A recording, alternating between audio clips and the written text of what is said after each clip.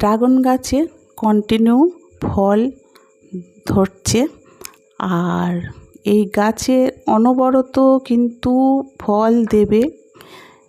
এই সময় গাছের কিছু খাবার মাঝে সাঝে দিয়ে দিতে হবে, আর ফল তোলার পরেই কিন্তু গাছে খাবার দিতে হবে।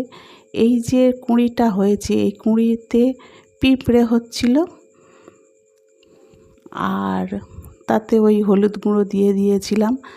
আর এই যে ড্রাগন ফলটা, এই ফলটা খুবই সুন্দর টেস্ট আর খুব সুন্দর খেতে লাগে। এই ফলটা একটু ছোট হয়ে গেছে, কারণ বৃষ্টির সময় এই ফুলটা ফুটেছিল আর ঠিকমতো পলিনেশন করা হয়নি, সেই জন্য এর ফলটার সাইজ একটু ছোট হতে পারে।